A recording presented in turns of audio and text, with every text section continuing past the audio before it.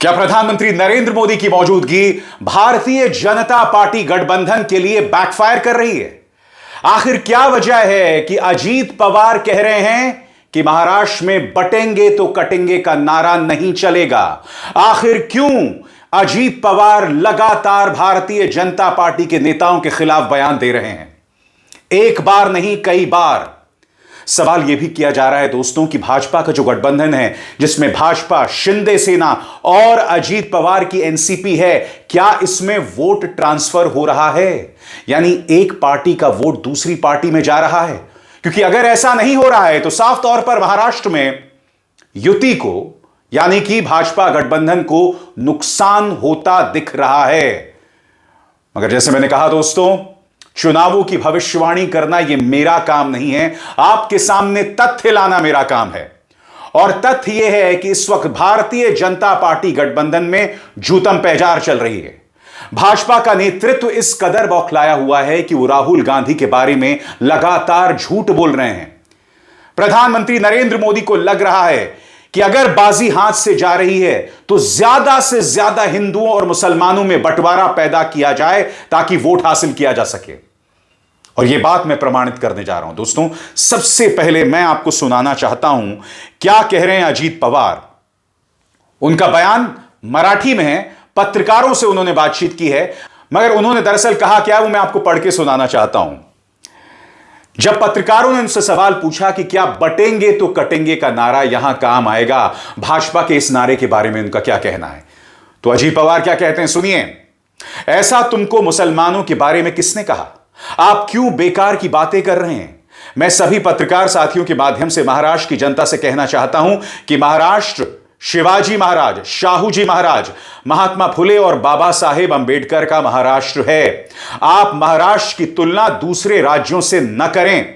महाराष्ट्र के लोगों को यह बिल्कुल भी पसंद नहीं है। महाराष्ट्र के लोगों ने हमेशा सद्भाव बनाए रखा है और शिवाजी, शाहू, फुले की विचारधारा सबको साथ लेकर चलने की है।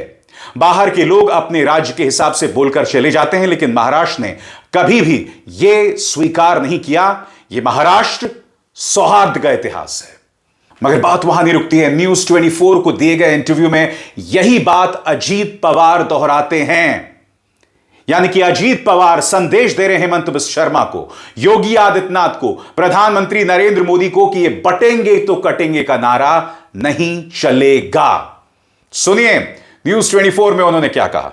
मुसलमान आपको वोट क्यों देगा? आप तो बीजेपी के साथ हैं। बीजेपी की तरफ से योगी आदित्यनाथ आते हैं महाराष्ट्र और कहते हैं बटेंगे तो कटेंगे। आपको मालूम है, मैंने उसके बारे में कहा कि ये शायद यूपी में चलता होगा। महाराष्ट्र के लोग अलग विचारधाराओं के हैं, अलग विचार करते हैं। हम सब साथ साथ रहते हैं। हमारे यहाँ शिवशाहू फुले अम्बेडकर की विचारधारा चलती है। ये फैक्ट है, ये कोई नजरअंदाज नहीं कर सकता। तो साफ तौर पर दोस्तों, बटेंगे तो कटेंगे का नारा जो है वो बहुत बड़ा सिरदर्द बनता जा रहा है भाजपा गठबंधन को। और आप देखिएगा जैसे जैसे दिन गुजरते जाते हैं इस नारे का इस्तेमाल नहीं होगा। मगर भाजपा को लग रहा है कि किसी तरह से हिंदू कंसोलिडेशन किया जाए, और प्रधानमंत्री उसका जिक्र भी कर रहे हैं। क्या कह रहे हैं कुछ देर बाद, मगर महाराष्ट्र की जनता के सामने दो मॉडल्स साफ तौर पर दिखाई दे रहे हैं। राहुल गांधी ने झारखंड की अपनी एक सभा में कहा कि भाजपा सिर्फ बांटने का काम करती है, मगर उनका विश्वास मोहब्बत की दुकान पर है। सुनिए राहुल क्या कह रहे हैं। बीजेपी एक जात को दूसरी जात से, एक धर्म को दूसरे धर्म से, एक प्रदेश को दूसरे प्रदेश से बांटने का काम करते हैं। हरियाणा में जाट वर्सेस नॉन जाट, मणिपुर को जला दिया। हिंदू को मुसलमान से लड़ाएंगे,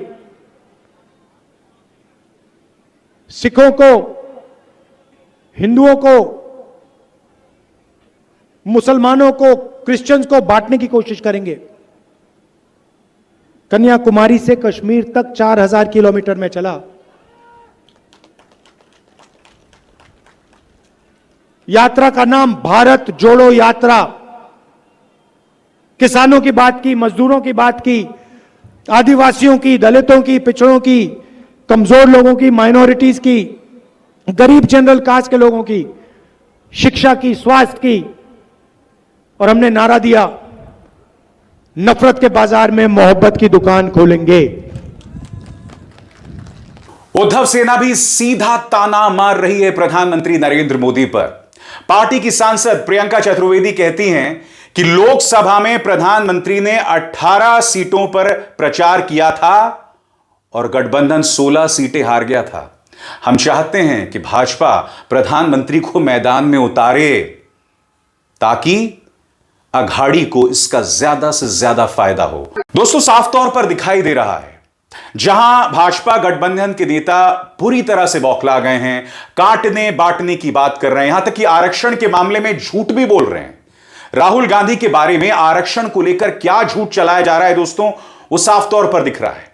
वहीं दूसरी तरफ अघाड़ी के जो नेता हैं वो मुद्दे पर बने हुए हैं। मसलन नासिक में आदित्य ठाकरे जो हैं वो जनता से रूबरू होते हैं, वो मुद्दे की बात करते हैं।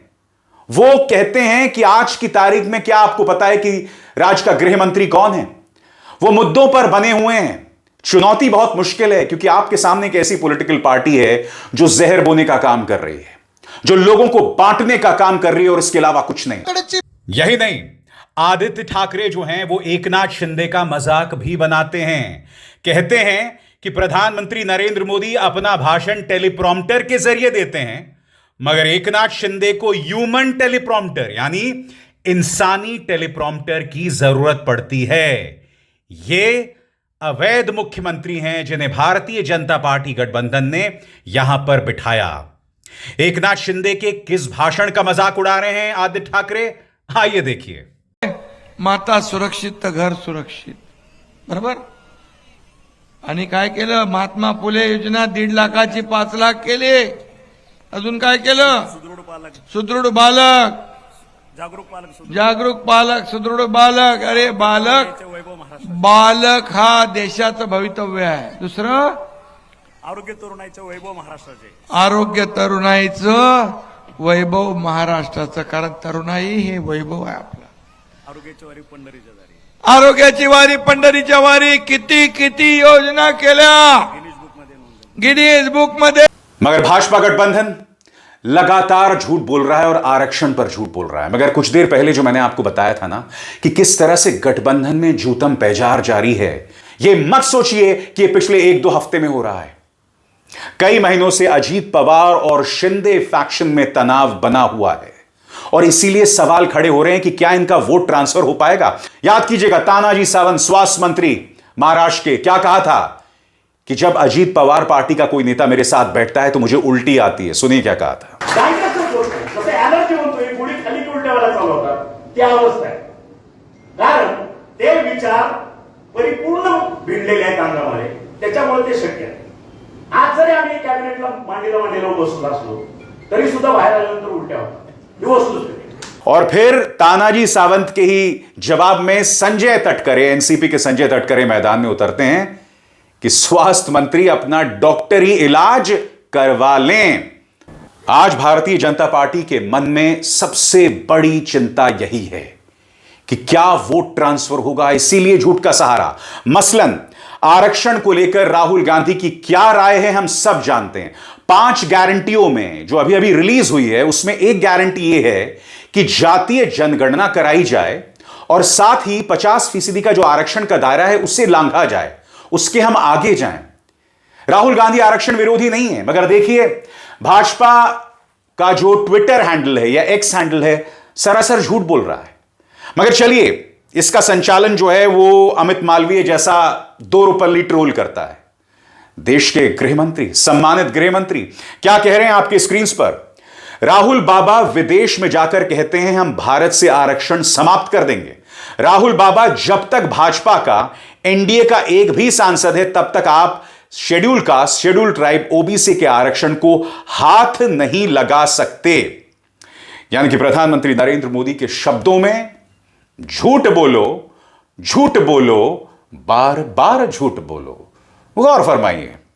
झूठ बोलो, जोर से बोलो, बार बार बोलो, इधर भी बोलो, उधर भी बोलो, खड़े खड़े बोलो, नाच नाच के बोलो, झूठी बोलो। मगर अमित शाह जी का क्या कहना दोस्तों, प्रधानमंत्री नरेंद्र मोदी वो भी इस झूठ को बार बार दोहरा रहे हैं। जी हां, झारखंड में जाके क्या कहा था याद है आपको, आपकी बेटी को घुसपैठियों को दे देंगे। वहां पर भड़काऊ बात, वहां पर बार बार बेटी के नाम पर भड़काऊ राजनीति खेली जा रही है और यहां पर भी आकर जनता को बरगलाया जा रहा है, भ्रमित किया जा रहा है। प्रधानमंत्री का बयान आपकी स्क्रीन पर। कांग्रेस का एकमात्र एजेंडा है किसी भी तरह शेड्यूल कास्ट शेड्यूल ट्राइब समाज की एकता को तोड़ें, ओबीसी समाज की एकता को चकनाचूर कर दें। कांग्रेस चाहती है शेड्यूल कास्ट समाज अलग अलग जातियों में बिखरा रहे ताकि शेड्यूल कास्ट समाज की सामूहिक शक्ति कमजोर पड़ जाए। कांग्रेस ओबीसी और शेड्यूल ट्राइब समाज को भी अलग अलग जातियों में बांटने की कोशिश कर रहा है। प्रधानमंत्री नरेंद्र मोदी को एक सीधी चुनौती है, क्या वो राहुल गांधी का एक भी ऐसा बयान पेश कर सकते हैं जहां पर वो नफरत का प्रचार प्रसार कर रहे हैं। राहुल गांधी जातीय जनगणना की बात करती है और जातीय जनगणना का मकसद है कि भाई जिसकी जितनी भागीदारी समाज में, नौकरियों में, प्रशासन में, उसकी उतनी हिस्सेदारी। इसमें क्या दिक्कत है? मगर इसमें भी schedule caste, schedule tribe, OBC को बांटने की साजिश दिखाई दे रही है।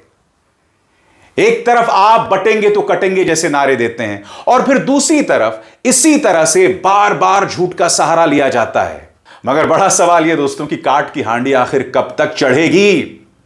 आज आपके सामने कुछ सवाल उठाने बहुत जरूरी हो जाते हैं दोस्तों, और इन्हीं सवालों में महाराष्ट्र चुनावों के नतीजों का संकेत छुपा हुआ है। वो सवाल क्या हैं, एक एक करके आपकी स्क्रीन पर। पहला सवाल, क्या वाकई शिंदे सेना और अजीत पवार एक दूसरे के खिलाफ काम कर रहे हैं? दोस्तों सबसे बड़ी बात, हम सब जानते हैं कि अजीत पवार नवाब मलिक को मैदान में उतारते हैं। नवाब मलिक को मैदान में उतारते हैं जिनके बारे में याद कीजिएगा भाजपा गठबंधन ने क्या कहा था कि इनके दाऊद इब्राहिम के साथ ताल्लुकात हैं। उनकी बेटी सना अणुशक्ति नगर से चुनाव लड़ती है। भाजपा कुछ नहीं कर पाती क्योंकि अगर आप दाऊद इब्राहिम के बारे में गंभीर होते तो जाहिर सी बात है आप गठबंधन को उसी वक्त तोड़ देते। यानी कि राष्ट्रीय सुरक्षा, इस तरह की तमाम मुद्दे बेमानी है। सवाल नंबर 2, क्या वोट ट्रांसफर होगा? यह बहुत बड़ा सवाल है दोस्तों, और भाजपा गठबंधन की जीत इस बात पर निर्भर करेगी कि क्या भाजपा का वोट शिंदे सेना में जाएगा, क्या अजीत पवार का वोट भाजपा में जाएगा। सबसे बड़ी बात याद कीजिएगा, आरएसएस ने अपने मुखपत्र ऑर्गेनाइजर में क्या कहा था लोकसभा चुनावों के नतीजों के बाद, कि लोकसभा चुनावों में भाजपा गठबंधन को महाराष्ट्र में इसलिए हार मिली थी क्योंकि उनका जो रिश्ता था, उनका जो गठबंधन था, वह अजीत पवार के साथ था। और फिर मैं आपको सुना चुका हूं, शिंदे सेना के स्वास्थ्य मंत्री जो हैं तानाजी सावंत ने क्या कहा कि अजीत पवार को देखकर उल्टी आती है। अब आप बताइए, ऐसे में क्या वोट ट्रांसफर संभव है जहां नेताओं को उल्टी आ रही है दोस्तों, जहां ऐसे ऐसे उम्मीदवार मैदान में उतारे जा रहे हैं जिनके बारे में कहा जाता है कि भाई इनके अंडरवर्ल्ड से ताल्लुकात थे। चलिए नवाब मलिक को भूल जाइए, अशोक चौहान, इनके बारे में प्रधानमंत्री नरेंद्र मोदी ने मैदान में कहा था कि भाई इन्होंने हमारे सैनिकों का अपमान किया आदर्श हाउसिंग घोटाला करके। ये तो भाजपा में है ना। प्रफुल्ल पटेल, इनके बारे में अंडरवर्ल्ड डॉन इकबाल मिर्ची से ताल्लुकात की बात थी।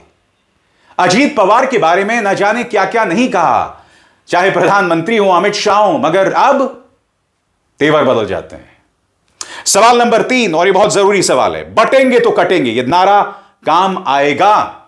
जैसे मैंने बताया, इस नारे को लेकर न सिर्फ अजीत पवार बल्कि शिंदे सेना में भी असहजता है। इसीलिए इस नारे की गूंज अब आप कम सुनने वाले हैं।